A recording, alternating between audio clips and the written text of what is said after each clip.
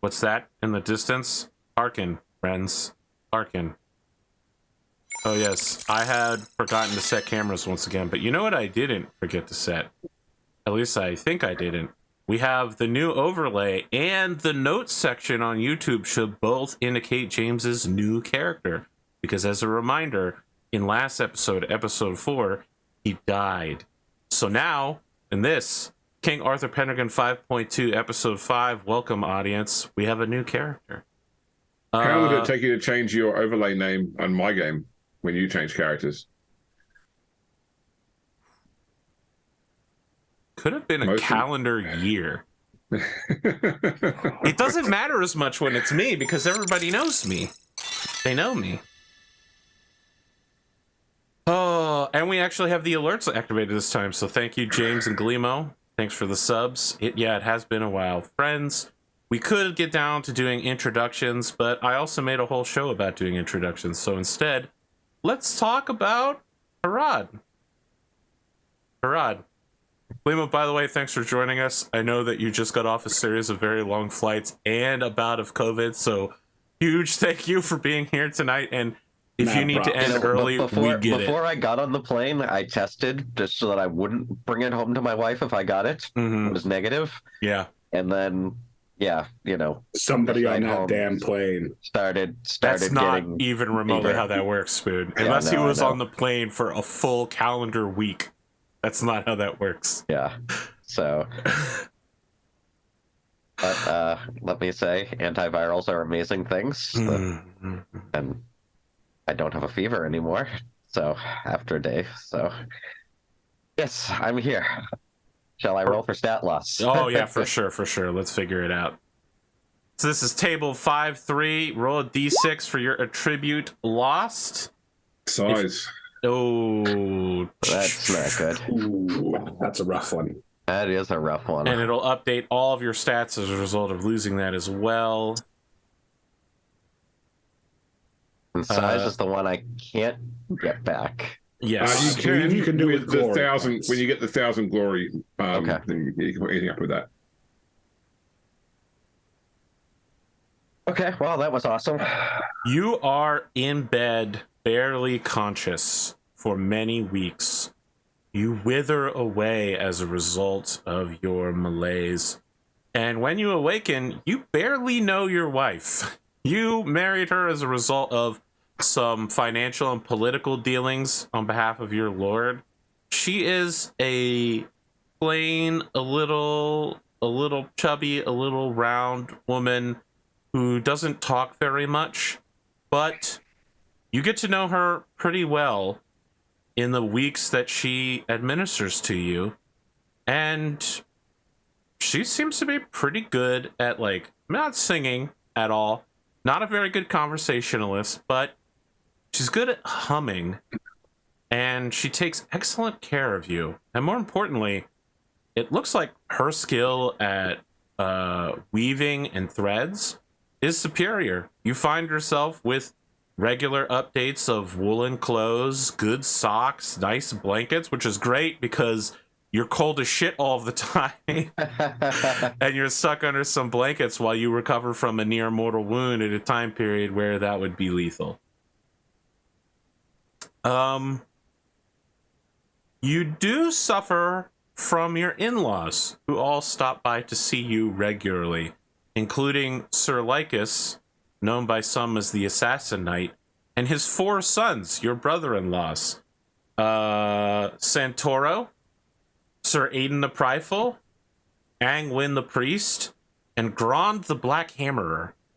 Angwin and Grond are younger than you, but Santoro is, you know, in training to become a manor lord as the heir to his father. And Aiden the Prideful is a particularly powerful merchant with a consortium under his control. And while he may not technically be a knight, he definitely seems like he's inherited his father's assassination capabilities. And perhaps you are nervous with the fact that all 5 of your male family members now drop by every once in a while and just check and make sure that you, in your feeble, fevered state, are treating your wife well. However, those fears go away pretty quickly as your injury in a quest on behalf of the wizard Merlin has reached their ears. And they are all very impressed with you. And they, against your wife's wishes, regularly bring you alcohol. Mostly very weak beers. And sit down and drink with you and tell you horrifying stories about how all of them but Angwin have killed someone. Usually multiple people. And they tell you some real vicious details about how they got the knife up in the bone to pop the shoulder joint out, just so that, you know, like, well, when you get them there, you have to understand it hurts so much they can't do anything. And that's when you start getting them in the stomach. You just find a little anywhere in between the chainmail. You just get up in there once they're crying out in pain. You know, like Santoro is like slapping you on the shoulder. It's right here. You know the thing I like you about you, had shoulders. Yeah, I love that as he's like pushing you, you're like, oh, my shoulder does hurt. I think I have some bone loss. You know, Herawd, you're not half bad. I thought for sure that I was gonna have to kill you, drag you out into the middle of the rivers nearby, then weigh your body down with stones so no one would ever find you. But I'm glad that you're a good man. You know, I'd heard some things about you, that you were a philandering, flirtatious, huge-cocked. What else can I say? What else has your bard spread about you? Well, at least part of that's right. That's him laughing, and he slaps you on the shoulder again, right where it hurts. Oh, well, Hafren, they say that she's no longer part of our house, that she's part of your house, but I'll always consider her a part of our house. And I consider you a part of our house, too. If anyone messes with you, you just let me know, and Santoro will take care of it. Okay? Very much appreciate that. All right. If you ever disappoint my sister, that river thing is going to happen for sure. I wouldn't dream of it. And you're always welcome at Laverstock. Oh, thank you. Thank you so much. I mean, obviously I already knew that you would never turn your brother-in-law away. That would be crazy. That would be crazy if you were to turn your brother-in-law away. I am known throughout the land for my hospitality. That's true. You are known throughout the land for your hospitality. Although some of the hospitality they talk about is a bit more promiscuous and lascivious than I'd like. I believe that your people... You know what? I might just have a talk with that man. He pats you on the shoulder somewhat gently this time and says, I think the next time I see him, I'll explain to him what a dishonor he's doing to your name. It's all in good fun, Santoro. You look at the face of a man who may have never had fun in his life. At least not in the way that we as people understand it.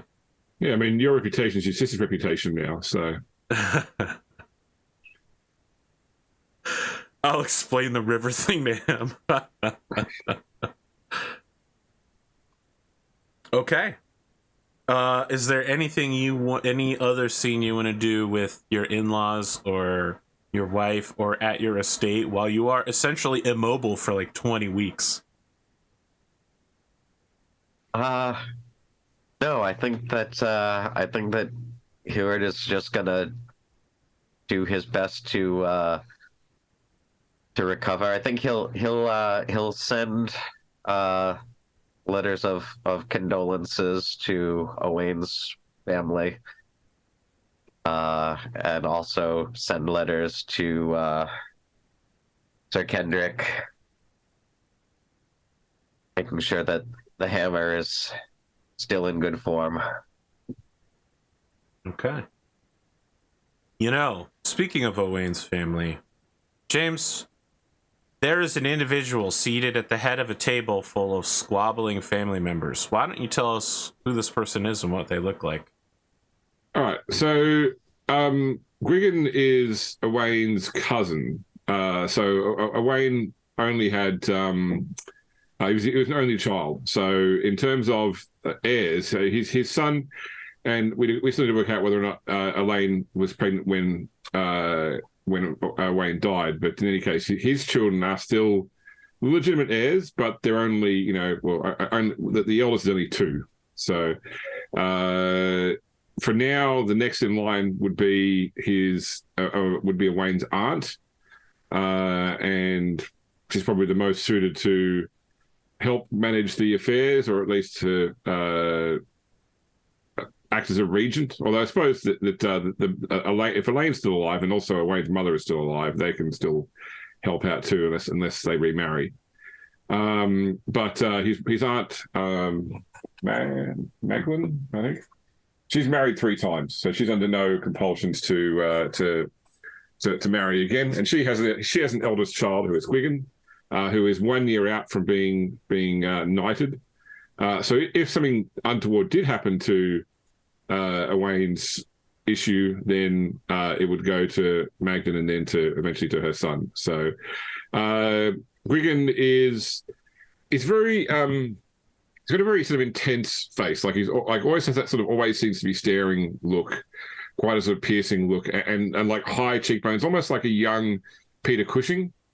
Sort of thinly featured, sort of almost patrician. Definitely some of that Roman ancestry coming through, because he obviously has, because he's into Wayne's family through his mother, he's inherited his father's trait. So different father, different grandfather to Owain. That doesn't have the same sort of rugged good looks that Owain did, but also is just sort of tall and wiry, I would say, is his style. So close cut, sort of sandy hair, blue eyes. It's quite distinct blue eyes. I've gone for piercing eyes as my distinctive feature trait. So there are 6 people seated with you around this table who are all squabbling with each other. Your uncle, Iladar, he is particularly old in a time period when that does not bode well for one's health, although I suspect being very old doesn't bode well for very many people's health. He is quite aged. His brow is sagging underneath the wrinkles, and his white, very thin eyebrows as he struggles to stay awake, but filled with a sort of conviction. He enrages himself long enough to say in this conversation. Your cousins Visgwain, Iltud, and Endowin all are seated at this table as well. They share your piercing eyes, although they are barely related to you. And all of them have straight black hair. We also have your Aunt Cotty, who seems to be making a play to become the new steward of the estates. And your young cousin, Bronwyn the Tan. What you know about her is that she has yet to be presented to society officially, but she is known for her skills at conversation. She is known to be quite skilled inside the family as being a spy. She has the spy skill, and it is her famous skill. And she is a Christian, which is somewhat unusual inside your family. Well, so not in Gwgan's family. Gwgan is Christian. So whereas Owain's father and mother follow the pagan ways, Gwgan's father is Christian. So Gwgan is Christian. This is the other side, though. This is the other side of the family. Yeah. Cousin Bronwyn the Tan, also Christian. The 6 of them are arguing various points about... There's no question that all of them want you to inherit over the child. To some extent. There is a question of whether the estate should be returned to the Lady Elaine, whether she should separate from these estates And there is a question of, is the boy the rightful heir? Is Gwgan when the boy comes of age, does he have the right to inherit? Or can they make a successful case that Elaine is a philanderer and that Gwgan deserves it? These people are your family council. Your cousins are all certain knights that serve you. The three, Visgon, Iltud, and Endowain, are currently acting as Gwgan has as the knights who manage the other estates. They manage Elaine's 3 estates now, as basically they showed up one day as knights of the family and live there now. The loss of those estates would mean the loss of their home, so it should not be any surprise that they want to keep them. They also believe that the boy is the rightful heir, as much as they would love to keep power within the family. They are knights. Your uncle Iladar is loudly shouting that those estates belong to a harlot and a witch. The boy is illegitimate. Gwgan is the new head of the family, and I won't stand for anything else, although it should be noted, you haven't seen your uncle Iladar stand for very much in about 10 years. He mostly gets pushed around from one location to another. Your Aunt Kadi is ruthless. She wants to become the new steward of the estates, keep the houses, declare the boy illegitimate, and throw the lady Elaine out. If you betray your own god, how can anyone trust you? So, obviously she can't be trusted. And Bronwyn the Tan, just observing everyone. She hasn't said much, but seems to be very involved in figuring out what's going on. Gwgan, this lot of the 6 of them have been going at it for about 45 minutes. No one has stopped to ask you what you think about all of this, even though you sit at the head of the table. What would you like to do? I mean, I am also not yet of age, but that's true. Still, but there's a bit of like, your cousin died in extremely honorable combat on a mission of great importance. You are being given something like a special dispensation to act as head of the family. All right. All right. So I'll bang my computer mug on the table to try and get everybody to pay attention to me for a moment. Your cousins all stop what they're doing. Your aunt and your uncle are continuing to argue for 20 seconds before they trail off. It's we can all make various cases for the way we think this should go, but there is also a lot of precedent to deal with. Owain acknowledged Bran as his illegitimate child, and that was accepted by his lord, who was also our lord. So we question the honor of the knights of our family if we then claim that to be a lie. If Elaine has any other issue, then I guess that's an open conversation. But for now, the child is legitimate as acknowledged by his father. The estates, of course, are in our family now that Elaine is married in, and certainly they are the boy's rightful birthright. If he dies, then there is a case that her family could make that she should take them as at least a widow's widow's gift. If not, return to the family for the relatively short duration and unusual nature of my cousin's relationship. If we want these 4 estates to stay in the family, it's actually in our interest to keep this boy alive, because we open up a whole issue if he dies, that we then have to fight her family over control of these estates. But if he's a legitimate son of Owain and Elaine, then they are his estates by right. As to the stewardship of this estate, Owain's mother my aunt is still alive. She proved herself to be a capable steward in the year that he was in charge. Elaine is also, I understand, well learned in manor management. While you, dear aunt, I understand you are also an experienced steward, Elaine must stay while the child is still at the breast. If she remarries and my other aunt remarries, then I see no reason why you couldn't come into the estate. But they've known this well. I'm going to get Wayne's mother's name. I know his father's Pedivere. Sorry, let me get my notes. Adwin. Adwin, yeah. Adwin's had years living in this estate and knows it well. She interrupts you and says, I've been living here 6 years longer than that young woman. I'd say it's fair that I know a bit more than her. So, does she live in the state, or is she with her husband? Her husband's Caddy lives in one of the estates now. They used to all live in the general area of your manor, right? Because it's the extended family. She now lives in one of the estates. Yeah.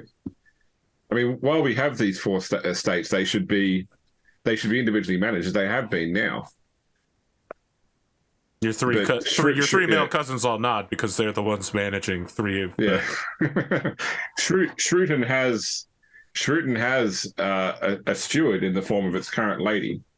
If she remarries, it has a steward in the form of its former lady. If she remarries, then we bring one of the other family members to Shrewton.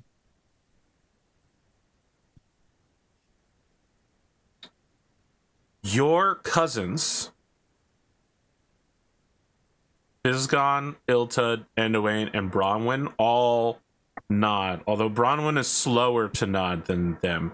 And it seems like your 3 male cousins believe that this conversation is over. You've literally told them exactly how it's going to go. They all simply nod their assent and make to, get up and leave. Bronwyn is slower. She kind of takes a minute to look around at what's happening, doesn't say anything, but nods as well. I'll invite also, Bronwyn, do you have something you'd like to say? She gives you a cool look and says, the questions that stand before you, cousin, are difficult, and I believe that you have answered them in a way that satisfies your honor.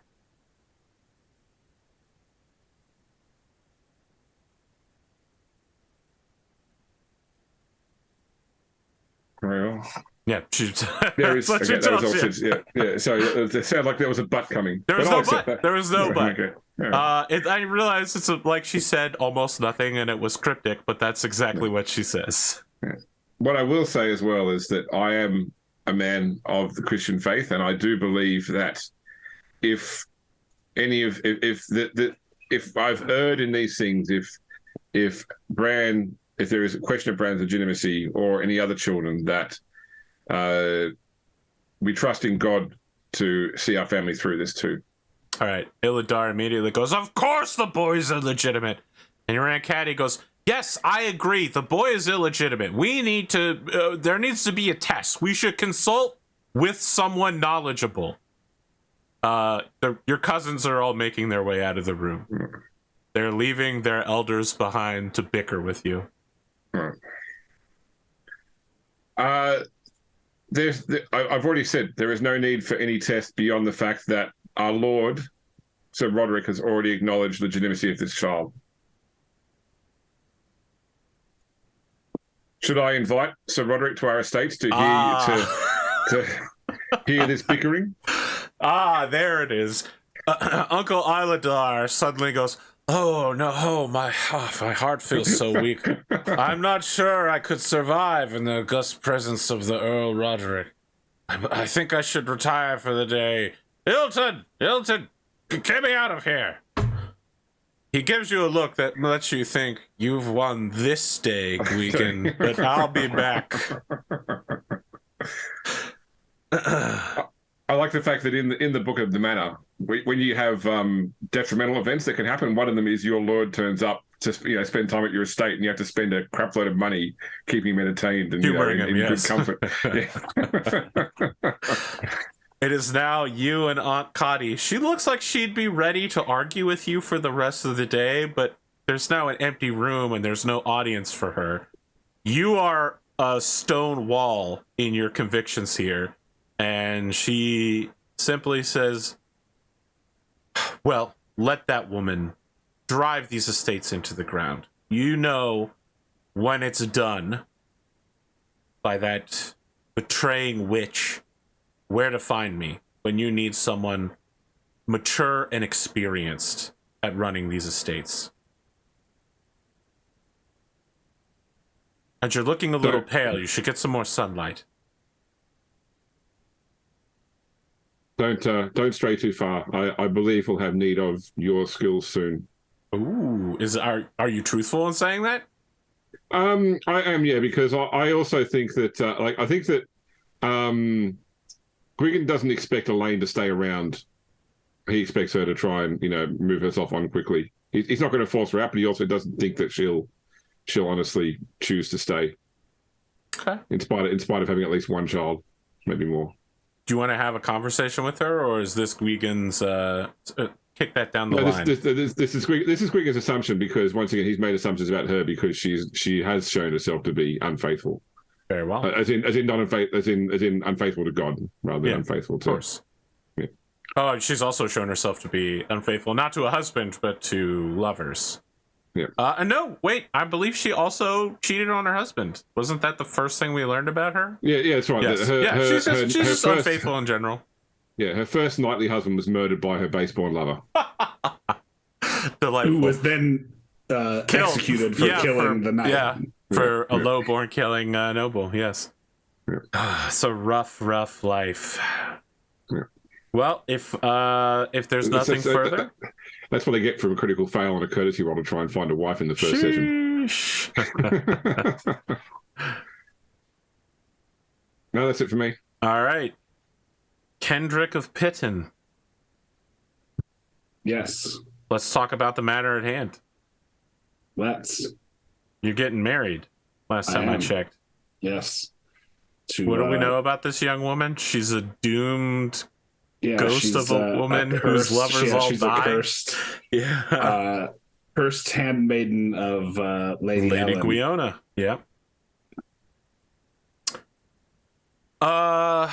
It happens in the latter part of the year. Herawd is well enough to attend. I assume you sent an invitation to Gwgan as well. I would. It would probably. It wouldn't be to him specifically. It would be more like to head of the family. Yeah, like the head of Shrewton Manor. But otherwise, I think it's a fairly small affair. You invite Lord Roderick? Yes. The Earl? Yeah. Yes, the Earl. Probably a few other knights, perhaps Sir Jaren, or Sir, is it Jaren or Jared? So the thing is that I was using the 5.1. You mean Sir Jaredin? Jaredin, yeah. He gets the same description, but a new name in 5.2. Yeah, is the thing. So I like Jaredin better than Jaren. I agree.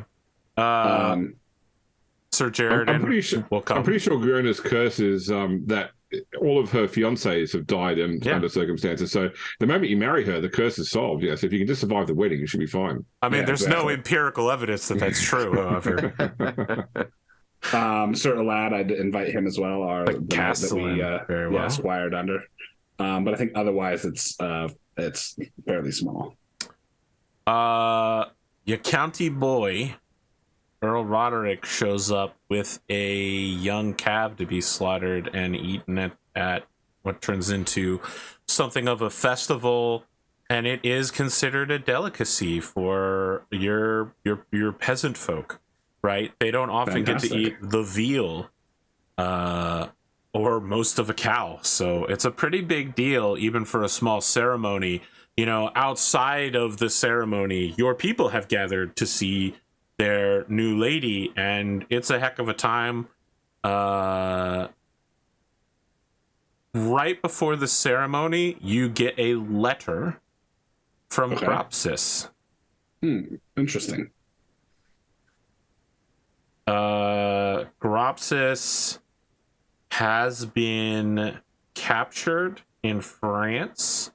He indicates that he was traveling through southeastern France, Okay. and that inexplicably, Germanic tribes operating out of Spain captured him and have taken him prisoner and are allowing him to send letters to his creditors so that they might get his release. Oh my god. And the letter is just like, since when did Germans operate out of Spain to capture people in France? This is nonsense. Yeah. I apologize, my lord. In fact, your investment is doing quite well, and I would love to get it to you just as soon as I can escape these bonds. Yes, of course.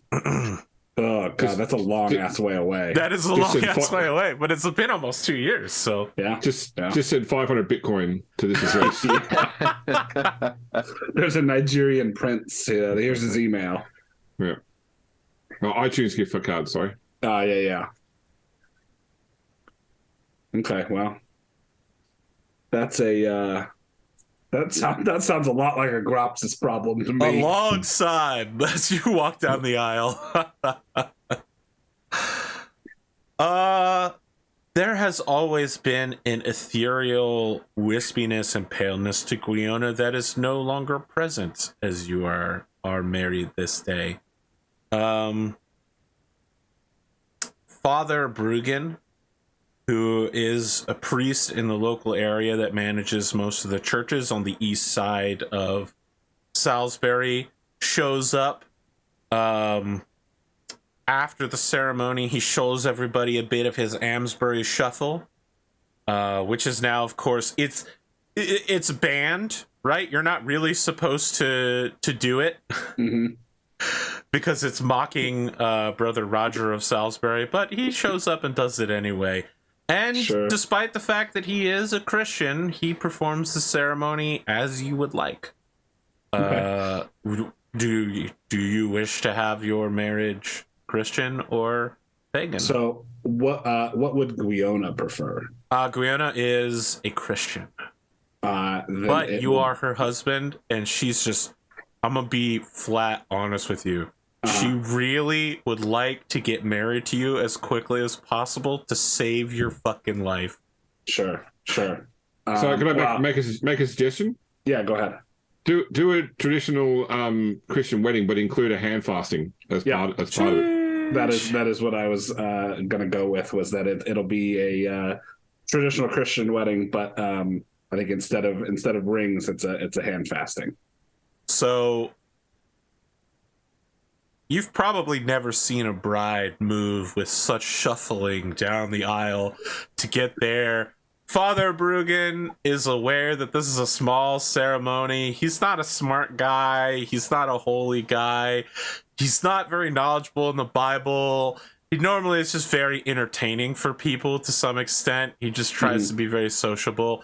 That's not present here. He tries to get this done as quickly as possible. Everybody here is like looking up, trying to make sure nothing's about to fall out of the rafters.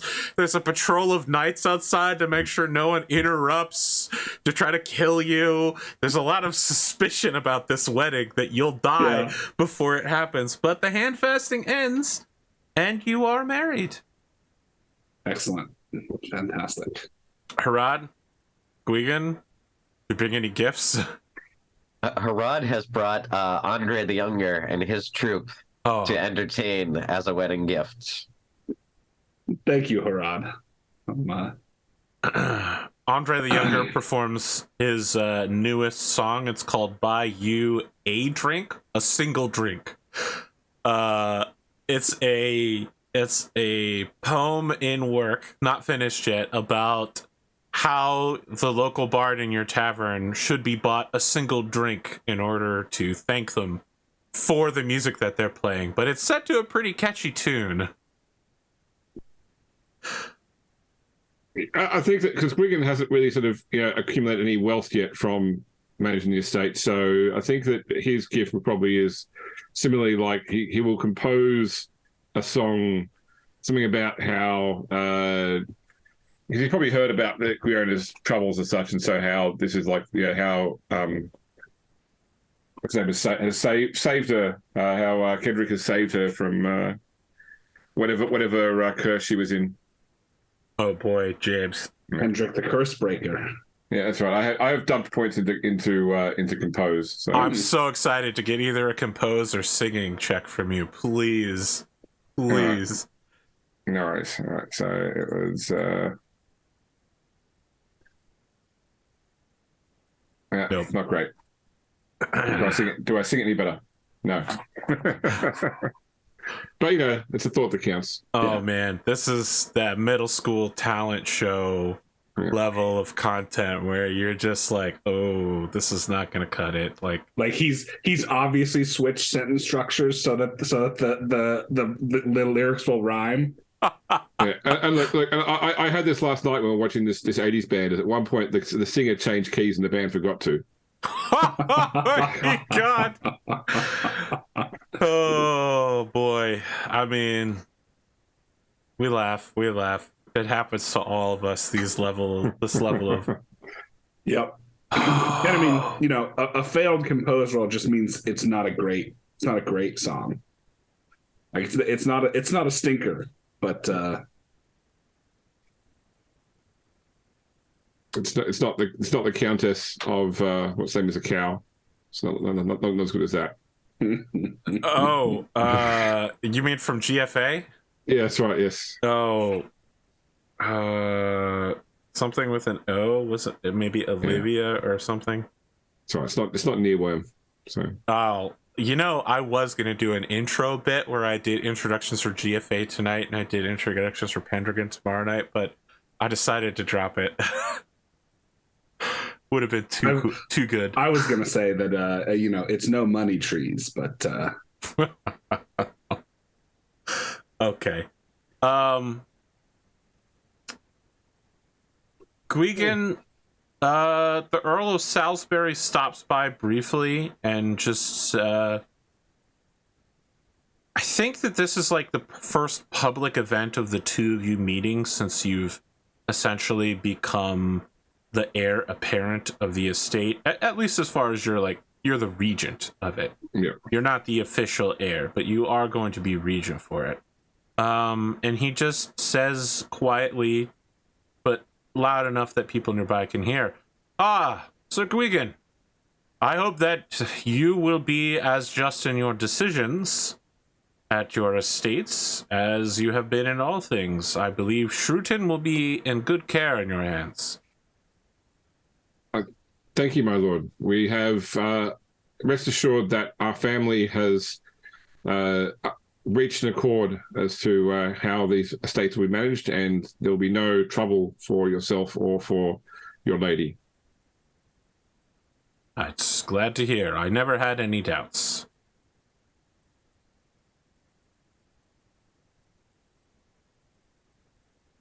Thank you, my lord. He just gives this was an awkward piece of political theater, and Roderick is not very good at this. He's a comedian and entertainer, not the best politician in the land. One thing that is discussed very briefly, Kendric, is hunting in the Herawd seems to be on an upswing from the Silchester side of the border. Okay. Even as winter is coming, hunts directly alongside the border seem to be increasing, and there's been a lot of beef at Duplain as runaway peasants, hearing that they'll be safe there, head there, then are turned away by the local constabularies to return. They're basically like, "Nope, you're runaway slaves. We're sending you back." Please, runaway serfs. Sir, okay, all right. I'm not going to go into deep the difference between slaves and serfs, but some do get through, and as a result, Duplain has become a point of contention with those from Silchester. So, an increased number of knights and hunters along the border has become a thing of concern, especially given your close proximity of your estates to the eastern lands. I think he would ask. This is Roderick that he's talking to. This is just gossip around. Okay. I think Kendric probably says something to the sorts of, well, there's good hunting on both sides of the border. Perhaps I will take some of my cousins up there and ride a hunt ourselves. All right. Roderick gives you a look, raises his eyebrows, and gives you a nod. If you think you're healed, I could use something at the Winter Court if you'd like to bring back a catch. I shall endeavor to do my best, my lord. Gwgan, Right. I don't think you're officially a knight yet. Not till next year, my lord. Would you do me the favor of kneeling? I take a knee. All right. He does a very short form of the ceremony and then uses your own sword to knight you and says, there's no need to stand on officiousness in this occasion.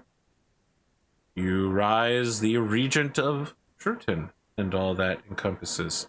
Might I ask you to take on your family's obligations within, what do you call your band, Kendric? The Order of the Axe? Yes, my lord. Will you take this man, Gwgan, to be your lawfully bound companion? There's the Earl Roderick we've been looking for.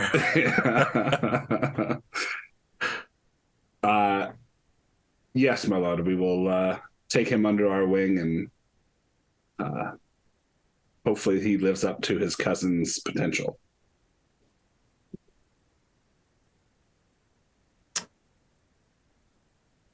I'm trying to think of how he would phrase this. Maybe he just doesn't hide it at all. Bring me back something I want to see. Or perhaps drive away the animals along the border, Kendric. If you come back empty-handed, you should at least have a good story about how things from Silchester stay on their side of the border. We'd hate to accidentally take any of their animals. Of course, my lord. All right. He excuses himself.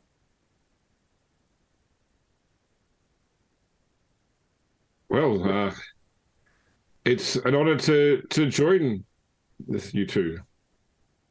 I think Kendric will clap him on the shoulder and say, your cousin was very close with myself and Herawd. We grew up and squired together. He always spoke fondly of you. Really? Didn't think we'd spoken that much, but I'm glad to hear that he had nice things to say. But I will live up to your expectations of him, or at least endeavor to do so. Would you care to come along on this hunt that I'm going to be putting together? If you'll have me, it will be an honor. Of course. Herawd, are you also interested? So Herawd's healing factor is 3. He should be fully healed by now, yes. Right? Mm-hmm. Yeah. Okay. Then yes. Excellent. So you heal 3 hit points every Sunday. That's how it works. Yeah. That's why you should always fight Saturday night. Exactly. The Saturday night fight. Like a Solaris night. I almost feel like we should take a break early and then do the hunt. Is that crazy? No, I think that works. That works. Yeah, Glimo, are you feeling okay? Or are we good to keep going? I can go another hour, but I could use a little extra time during the break to take my next round of meds. Sure. Friends at home, we're about to take an early break, but we'll be back after a slightly extended amount of time. You heard it here second.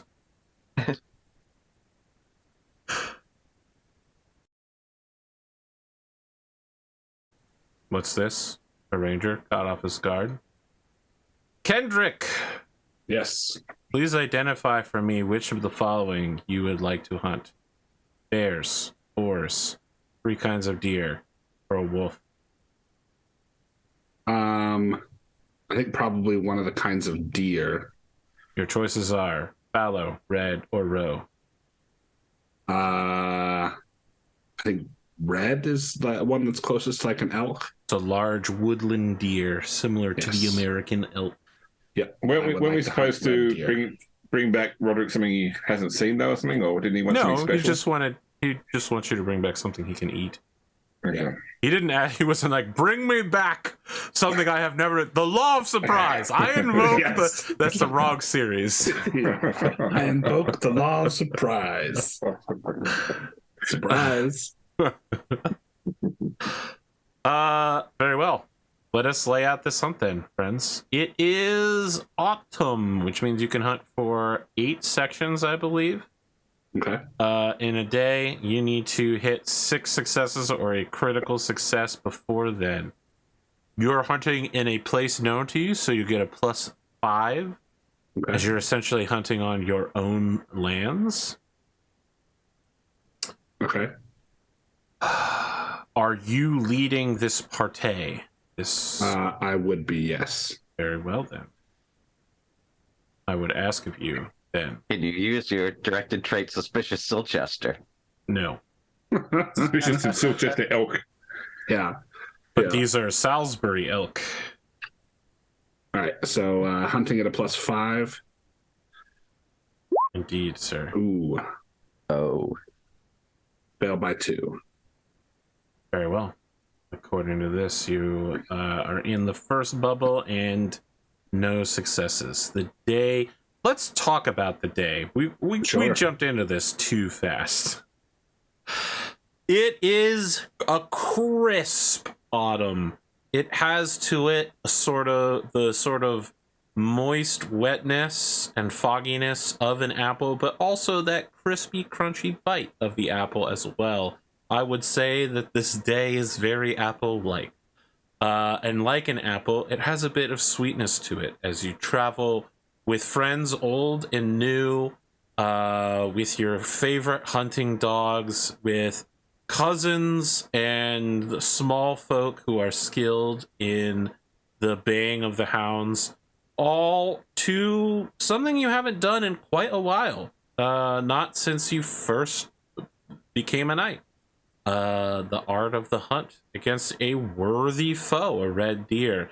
It might not hunt you down and kill you, but it is still quite a difficult foe to catch, and can feed many. A fine pelt. There is a sort of apprehension among the people here. It's no secret that you're hunting not in the forests of Silchester, but you're hoping for game from Silchester to come to your side. And perhaps the small folk aren't aware of it, but they may be more clever than you suspect. But the knights here and aspirants all are aware that this is essentially a show of force along the border. Anything can happen when arrows are let fly. And by traveling alongside the forest, you are putting yourself at a disadvantage. You could be ambushed at any moment. Your party is not small by any means, but if you were not to be heard from again, it might not be as much of a surprise as one would think. Mm-hmm. I think in this regard, Kendric has brought along 2 of his cousins, Idwal and Reese. They are those 2 are brothers, but they are cousins. Are we taking squires as well? Yeah. Kendric would have brought his. And we're dressed for hunting. Yeah. All right. Can Gwent continue to serve? Yes, away of in course. replacement? Yeah. Okay. He begs to continue to serve the family so that he might redeem himself after his failure to protect his master. He is a very serious young man, I think we've established. Especially so now. Much more so now. So, I think that has set the stage here for the hunt. Let's talk about your second roll. Sure. Your pursuit marker.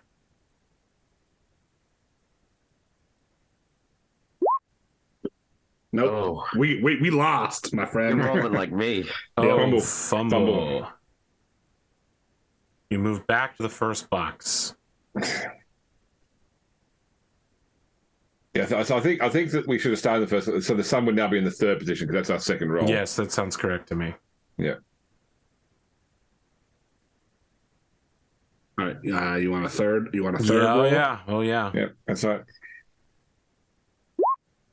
There we go. Hey. After we're not going to talk too much about what went wrong there, how you got lost in an open field next to a forest.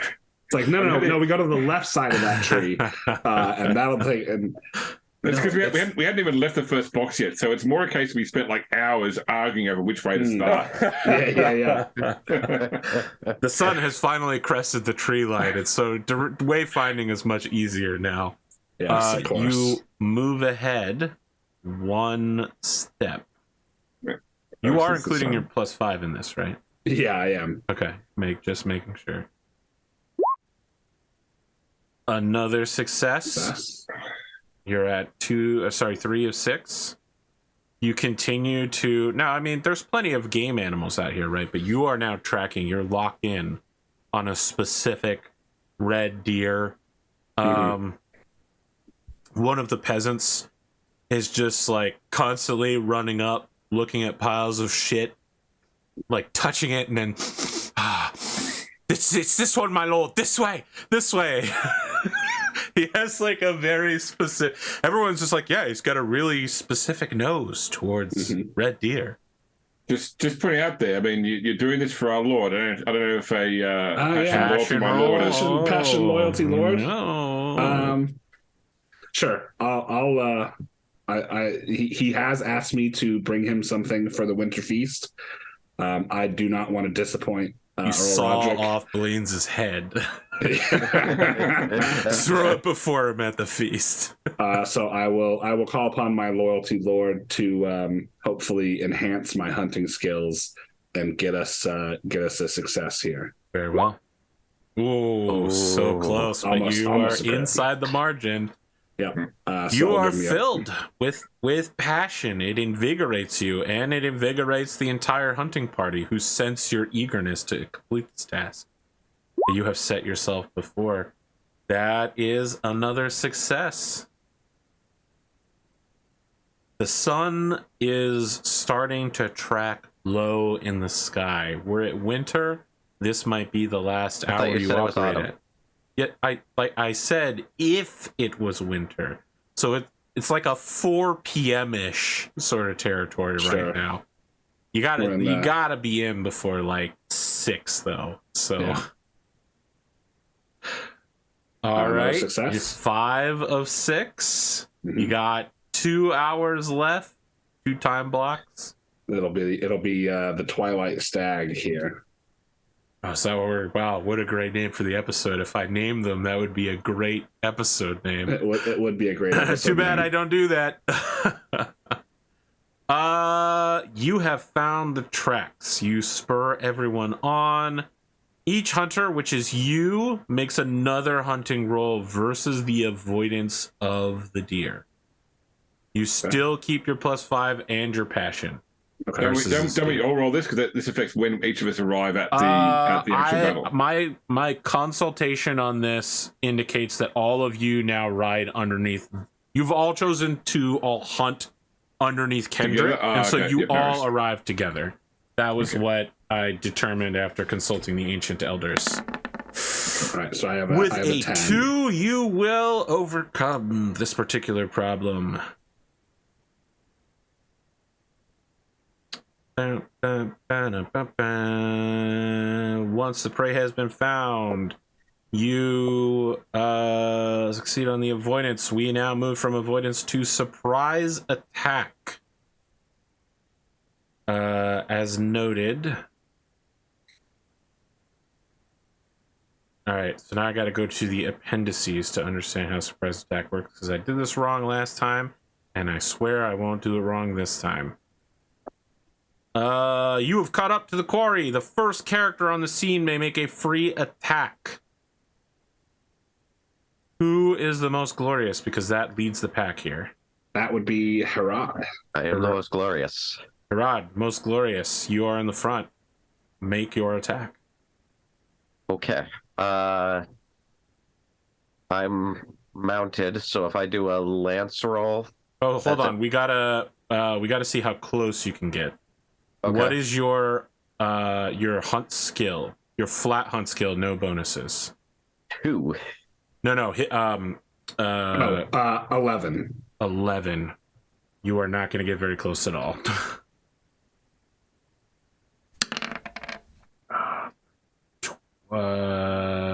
18,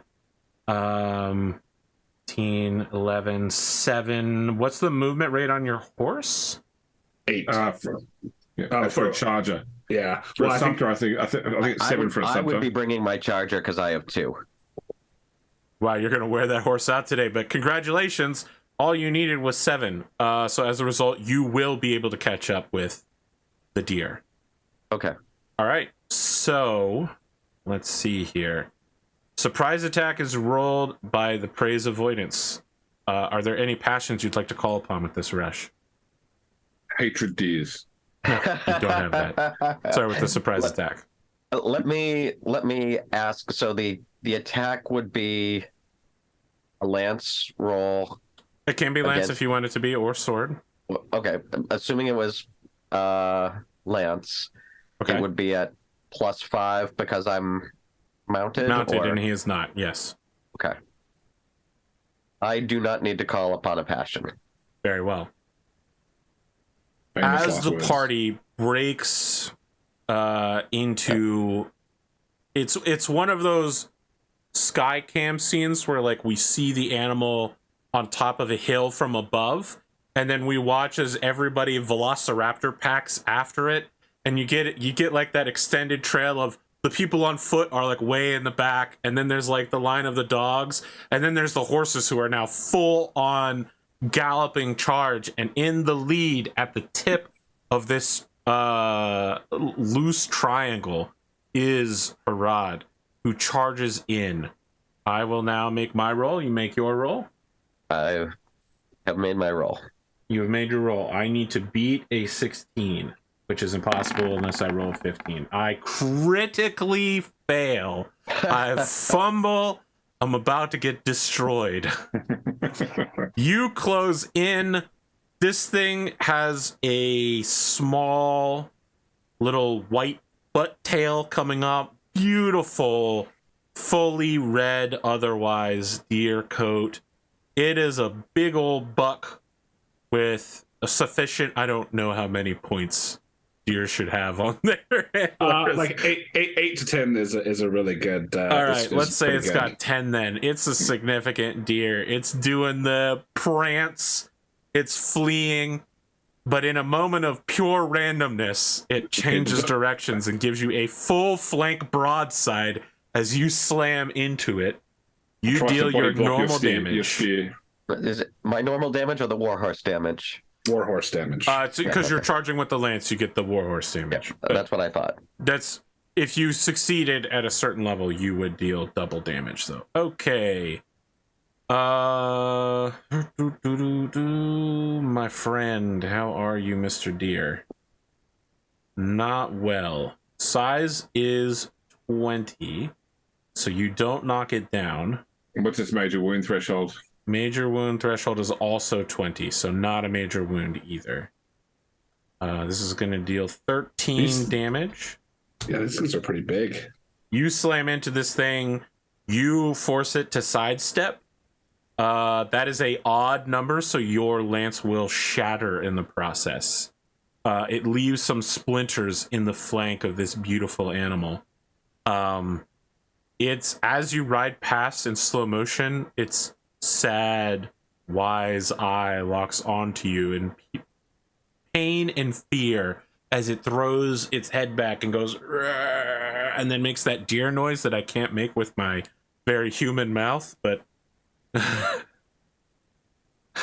The rush. The quarry lives.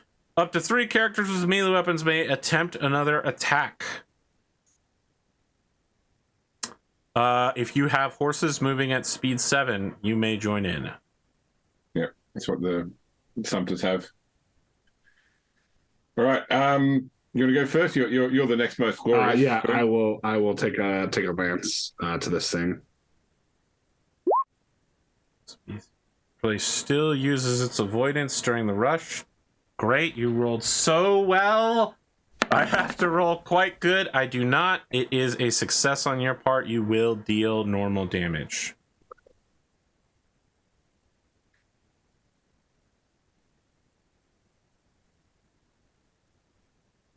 Nice. 22. I do need to check for knockdown. I can't fail, but we check anyway. Yikes. But I still don't fail. Let's see here. -4 armor on 22 is going to be what, 18 damage?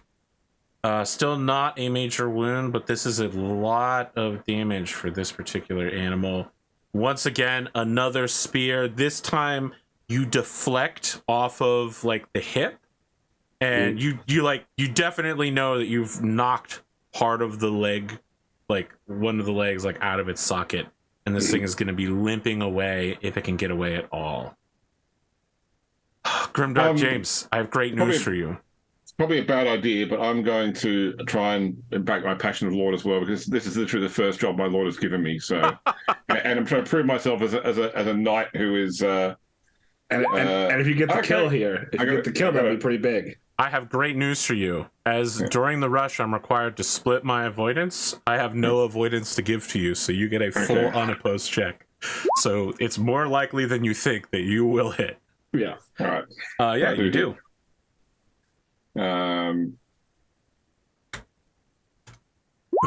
Listen, on this channel, we're all about being in service to our Lord. 24. You full on are the one who slays this particular deer. The deer doesn't get a single attempt to gore anybody. No hooves. The 3 of you knock this stag down, exhaust it in but a few moments, and stab until it bleeds into unconsciousness and death.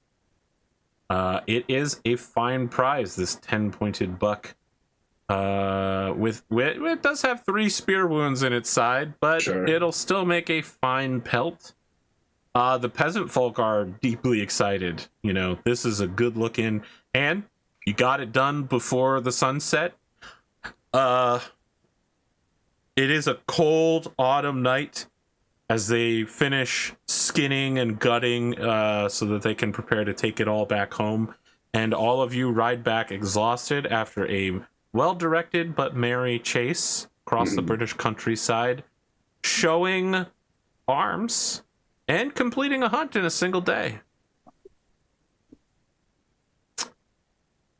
That's right. This needs a hup huzzah. Oh, there's so much huzzahing and hup-hupping. I imagine there's probably like a more informal party when we get back to the manor. So like not quite like the wedding feast, but just like a successful hunt party. Okay. All of you will receive some glory, which we'll talk about at the end of the year, for your participation in this successful hunt, as it was a task set out by your great lord. Everyone can take a check in spear if you don't, or lance if you don't already have it. And you, Kendric, may also take a check in hunt. Fantastic.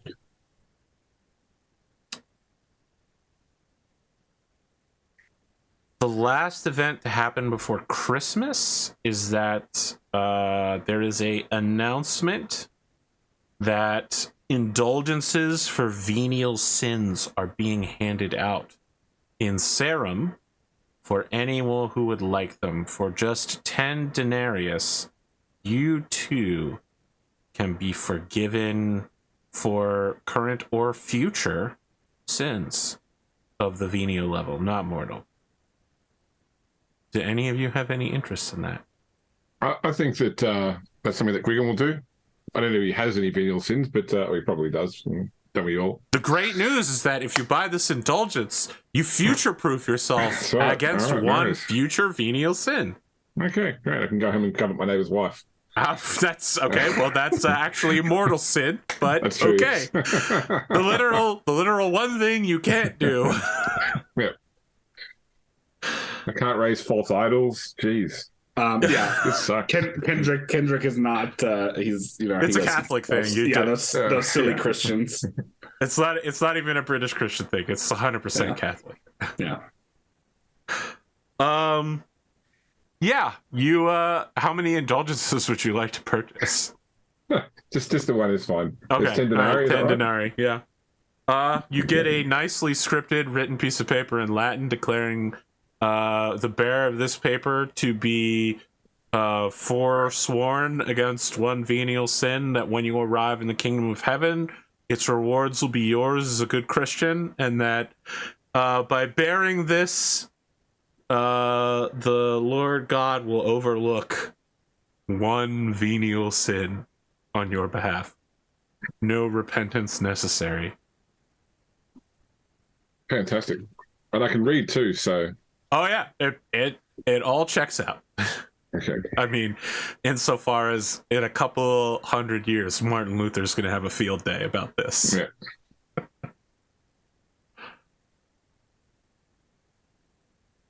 Anything anyone wants to do before Christmas? I don't think so. Herawd will get his usual intelligence briefing from Andre. Yes, your intelligence briefing. It's Andre the Younger, right? Yes. Andre the Younger doesn't have as much to report to you as before. Of course, you're already married, so he's kind of toning down the songs. Also, he was recently threatened by a random knight who he doesn't know. They didn't introduce themselves. They just told him to cut that shit out or that he would lose his dick. So he has immediately cut that shit out.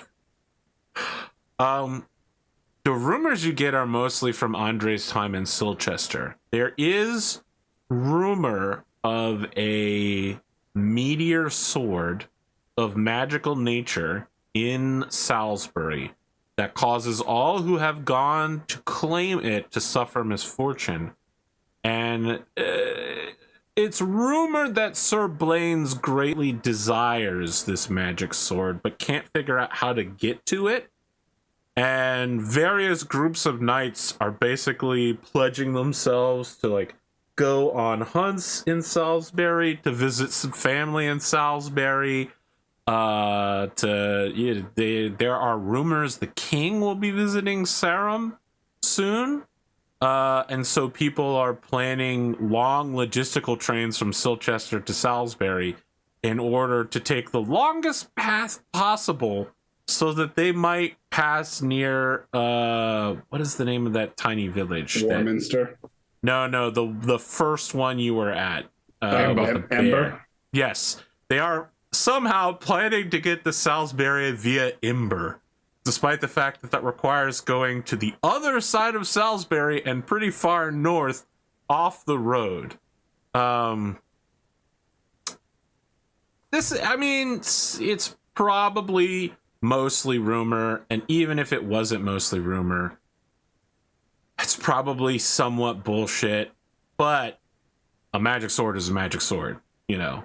And in the end, whoever has it, it's going to be real hard for Roderick to be like, you came out of my lands and you stole a magic sword that didn't belong to me and that all my knights tried to get and couldn't, you know? It would be bad for him. It would make him look bad. That's what he's got for you. We're going to get that sword. I've heard that before. Yeah. I'm going to get that arm. I've heard that before. My 2 human hands took me to the end, Spoon. My 2 hands made of human flesh. Chad is saying a British red goes 500 pounds. Jesus, that's a big goddamn deer. They're like Holy elk, shit. basically. Man, you need like 3 people to lift that deer. Yeah, it's a lot of meat. I should have made you take way more than 1 hour in the middle of the Yeah. night. You leave Yeah. at midnight. No, you guys would leave early. You just let the peasants. cut Yeah, that we bad go. boy All right, up. we'll see you back. We'll see you back in the manor. Now that's nights. Yeah. And then we go back and drink, and then they show up at like 3 a.m. carting loads of meat and hide and, a deer head for the wall. Yeah, so Herawd, you get the report from Andre the Younger that this is the thing people are talking about in Silchester. Not just near Sir Blaine's. Throughout all of Silchester County, the jealous rumor of this sword is driving people essentially to greed and madness. They're planning in the next year to descend upon Salisbury in great numbers to acquire it. I appreciate the information, Andre. I have one more rumor to give you, my lord. Yes. That among my troop, the French disease is spreading. I see. Not me, of course. I keep it tight, but, someone somewhere along the way. Is there a healer you can... I think you know Speak there out is to. no healer for the French disease. You can lessen the symptoms, but once you've got it, you've got it. I heard a rumor that some guy in a hut has a salve that you put on it. Okay. I will look for this salve. I would prefer my people be healed. Of course, it's dangerous if it was known for us to travel about Logres with the French disease. I mean, Right. I'd hate for someone to mistake me for being French.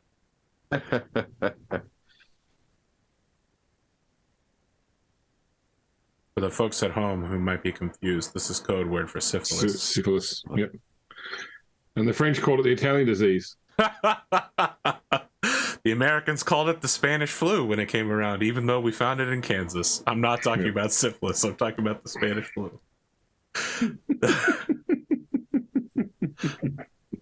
Oh, Kansas. Oh, man. Hey, man. That's So, my home state. I know it's your home state. That's why I'm mocking it. Yeah. Listen, you can say one thing about Kansas. They have really good PR. If they can manage to make a disease that started in their area called the Spanish flu, that's pretty good.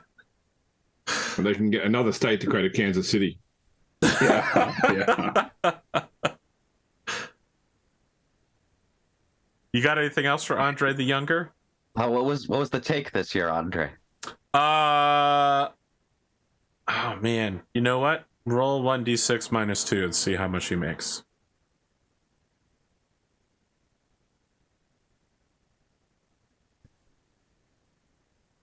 He has 1 pound denarius for you. Okay. Sorry, I guess I should say one libra of silver. 1 libra, yeah. Yep. Denarii is pence. Takes a little down from last year. Not as good you know on how the- it is, on the my road lord. this year. For one thing, our songs are no longer as fresh, We're traveling the same road twice, and as I mentioned, we are bringing a unwelcome guest with us. I'm thinking of going south to Tintagel this year. There's not a lot of news coming out of Gorlot's lands, and they say that he clashes with Uther. The perfect time to be a good guest in Tintagel and other locations. I think has at this point has Gorlo stopped turning up to muster? Oh, it's been years since Gorlot's Yeah, come to muster. he wasn't at Mirkrid, so Yeah. I mean, even before Mirkrid, it has been years since he showed up to muster. Yeah, No I mean, one's something- really sure why. Well, I think it makes sense. Like, the weather, or the road was washed out. Or, it's the Irish is what they say every year. But at some point, Uther has basically just been like, "Oh, the mysterious we never see any Irish further east of you." It's a big point of beef. And Gorlo goes, "You're welcome." Yeah. Oh, I see. You knew that I played Gorlo on. It should be noted, I got my final episode. Folks at home on and it was a good one. Ticking Time Bomb Gaming's channel. I had my final appearance as Duke Gorlo. And he lived happily ever after. Yeah, of course. The once and always king. That's a pre-written story right there. I love chat saying they took him boating. That's so good. Yeah. I just want to imagine Andre the Younger on a boat with 5 angry knights. They're all just sharpening daggers, like. So one thing is he's giving you this money, but he doesn't need it back. Like last year he needed money in order to stay solvent. They don't need the money this year because they are well set. They still would like your patronage and your name, but they don't need your funds this year. Excellent. Well then, I look forward you to... basically, if you don't want him to go to Tinagel, you can direct him to go wherever you need him to as your spy and your bard. I think that new markets might be a good opportunity for this year. I get the feeling that things might be a little hot in Silchester, given what you've told me, and it might be best you take a year off from there. Just to be clear, it's impossible for him to go anywhere without going through Silchester. Oh, fair enough, but as opposed to spending all his time in Silchester's land, which it sounds like he's been doing. Yeah, I mean, he rode the same road he rode last year, which is Silchester to Cirencester up to Leicester. And hung out at Uther's court up there. Okay. And he doesn't want to do that. And if you're telling him not to, he is going to make a very off-road trip down to. No, that's fine. I feel like you should hit. I like your plan. A wise decision, my lord. Almost as if I had thought of it myself.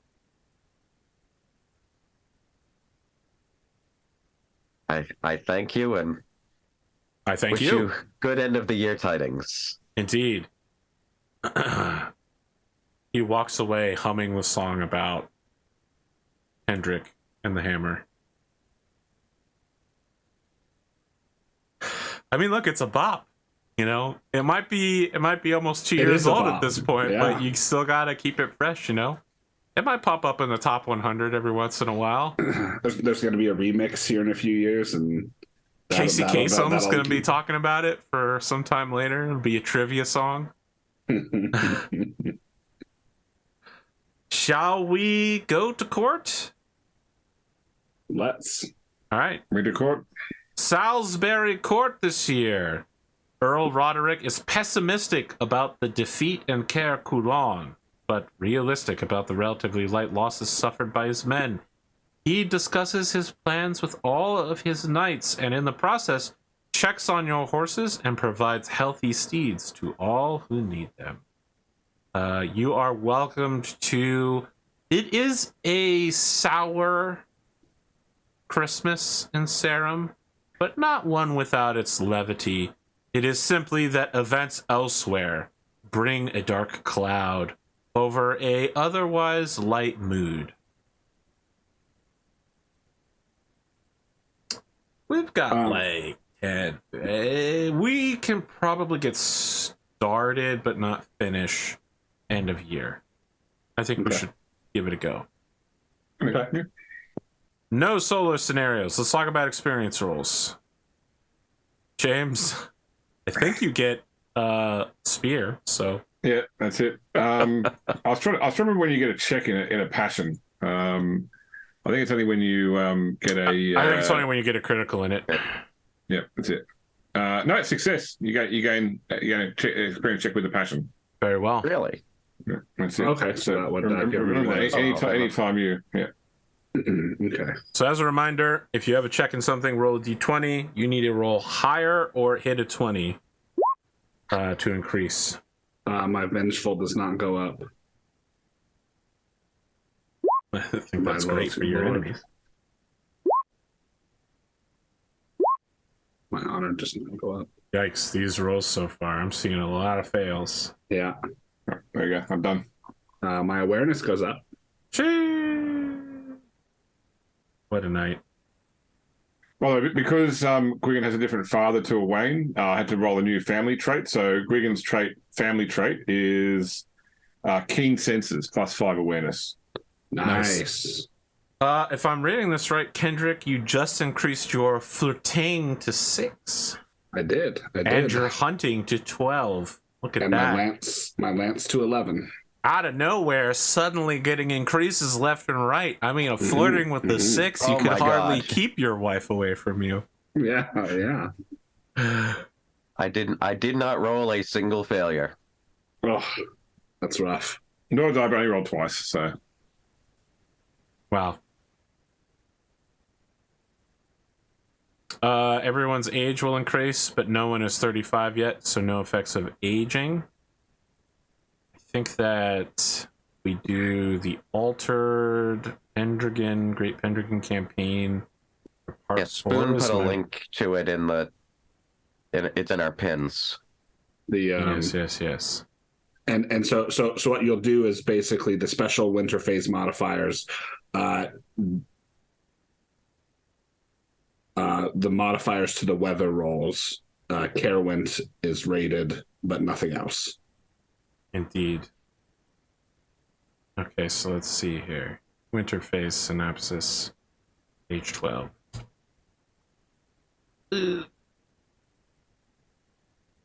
None of you are cursed, no peasants, no pestilence, no raids.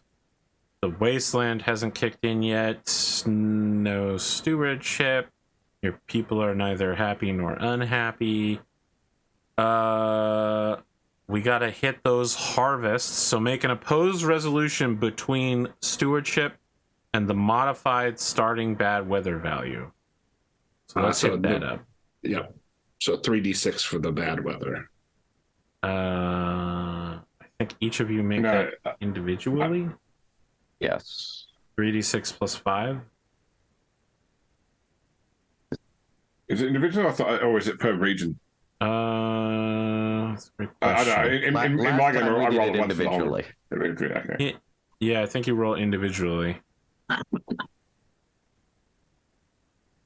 So it's 3d6 plus 5? Yep. So where did you get 36 plus 5? Because that's from the full winter phase Yeah, system. I don't recall that. I'm not going to use that. I think it's just a flat out D20. Yeah, I think. Yeah. The 3d6 plus 5 must be from like Book of Manners or something. Yeah, it is. Yeah, I think in Pendragon campaign, it's basically a 2d20 roll. You roll once for the weather's actual and one for your what stewardship. level it is. Oh no, so Arthur rolls twice. Once for what the weather's status is, and then once again to see what the weather rolls. Gotcha. Okay. And then we roll stewardship against it. That sounds correct. That's right. All right. Yeah. Then you know what? We will do one roll for everybody.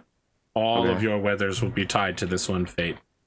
So you want the first one to... Okay, so the weather has failed, which is good for you. Mm-hmm. Now each of you make your stewardship rolls. I have a question on stewardship. Yes. Can I still have my mother roll stewardship now that I'm married? I think your wife does it now. Then I am going to probably fail, but that's okay. And fail too. I have a question about Lady Guiona's stewardship. Stewardship? Roll a d20. We'll see what her stewardship is. 19. Turns out she's a great steward. Yeah, turns out she's fantastic. Spent her whole life preparing for it. Oh, yikes. I feel so bad for you, Glimo. Your wife is really bad at stewardship, but Yeah, she is. Failure, and failure for you means you live a normal life, which means you have one manor that generates 10 pounds, and then 9 of that is spent. So you get 1 pound silver for personal spending, and you get 10 glory as a result of that expenditure, I believe. A success on the behalf of Kendric. You live as a rich knight. Fantastic. And all of your extra manors will also generate that much that is needed, right? You have 2 extra manors that will each generate 12 pounds each. Okay. I think that's how much a rich knight makes. It's plus 2. Which is plus 3. Which is plus 3. Okay, plus 3. Plus 15. Okay. So 26 extra for your wife's manors. Okay. You have to spend that to get the glory from that, but just having the money ain't bad either. Do you or do you? Yes, you have to spend money for it to count for conspicuous consumption. Oh well, but that's different from the glory you get from owning land.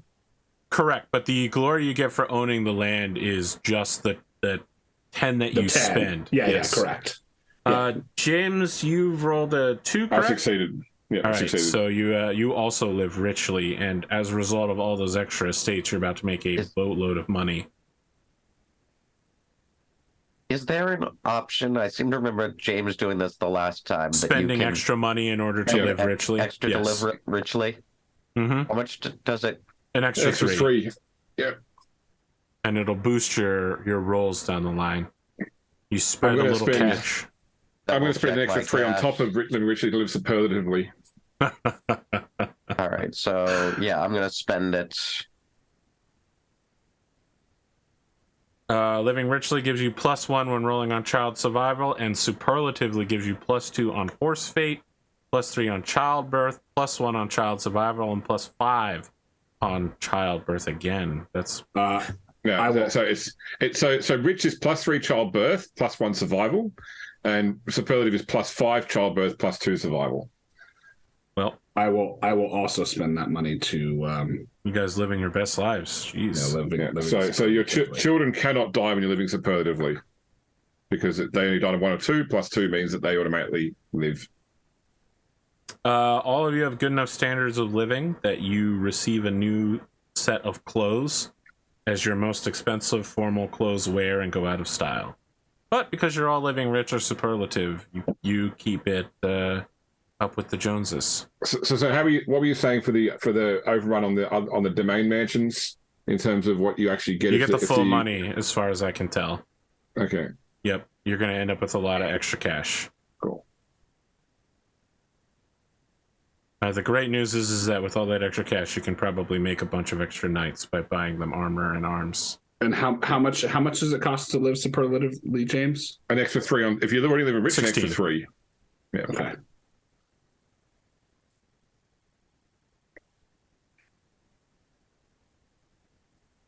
And then that was +5 for childbirth. Yes. And +3 for survival. +2 for survival, which is effectively can't die. So, but they can still be sick though. Does anyone have any special horses? No. I don't think so. So we don't need Glimo's got a second charger, I've got an extra charger.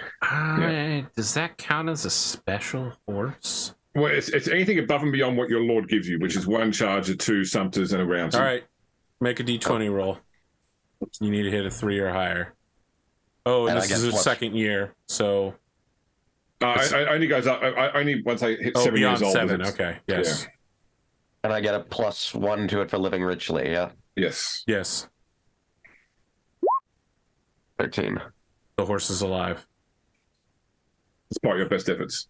Family rolls. Family. So I would like to do the courtesy roll to try and start finding a wife. Are you looking to seal the deal, or are you just looking to get a +1 on that? The way I say it works, you make the glory roll. If you succeed in the glory roll, you then roll random marriage. If you don't take it, you can then keep your glory roll. Sorry, your courtesy rolls a +1 for the following. I'm just curious whether you're going to take it or not. Look, I think at the end of the day, Gwgan's probably not as it's his duty to have a wife and have children. He's less about the romance side of things. But I'll make his courtesy roll. Fail, so can't do a random marriage roll this year. Listen, you're no Owain. He's only 20. He's only 20. And, yeah, you're no Owain. You know, Roderick is busy being morose about losses elsewhere. The Countess has been so busy setting up Kendric's marriage that she's really just, she finally got that handmaiden locked in after 4 deaths. She's like, I'm out for the season, babe. I did it. I finally scored the touchdown. I'm done. I'm going to Disneyland. Yeah. You can always at the top of my game. You can always marry an ordinary woman without a roll for 1d6 Libra dowry and 10 glory. But that's You want to do that? No. I'm not even 21 yet. Still a boy as far as the world's concerned. Okay, well, boy, do you want to take an illegitimate lover while you're at it in order to roll for childbirth? No, but I will roll to see whether or not Elaine had a child before, was pregnant before. Yes, of course, died. And everyone else can also roll for childbirth, if you would, please. It looks like the answer to that is yes. Yeah. And another yes. Okay, so Elaine has a girl.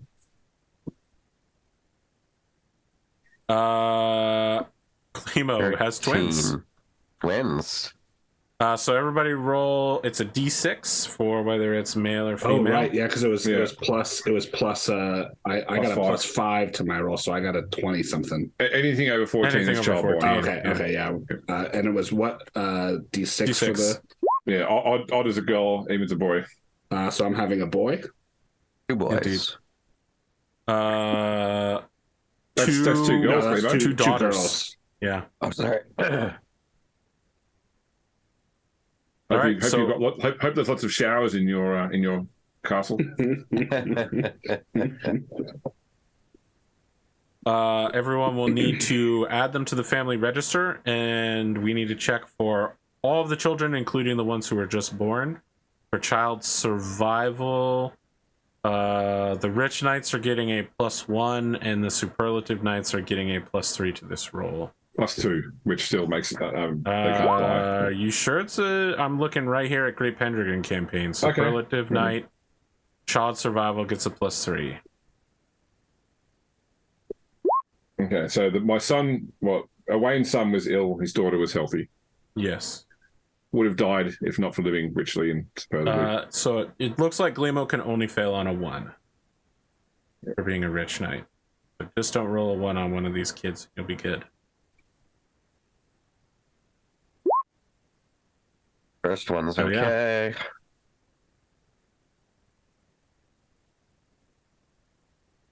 So tense. Second one's okay. Family event. I want to stop here. We've only got a few minutes left. I feel like the family events can spice up the beginning of the next episode. Okay. I accept your terms. Okay, that's good. Even if you didn't accept them, I was going to end the show anyway. I appreciate that we're on the same page, though. That's always nice. Well, how do we feel about this episode? It was a little shorter, but I feel like it was very dense. We got a lot done. We met Gwgan and his family, and they were a bit secession-y. We learned more about the wife of Herawd, and we got a hunt with Kendric, who's now married. Finally. Mm-hmm. Yeah. It took him. He got there. Now he's got a shit ton of money, and Yep. We're doing good. We'll see how long that lasts. Good. Well, enjoy the good times while they're good, guys. Enjoy the good times while they're good. I will say this. Gwgan, next episode is going to start with a discussion with Lady Elaine with you at Christmas. Your suspicion was that she would simply leave, and yet she's still here managing the estates. Yep. Any pitfalls? Anything? Anyone? She could be my Catherine of Aragon. Oh my God! Please no! I don't want to make a movie about this series.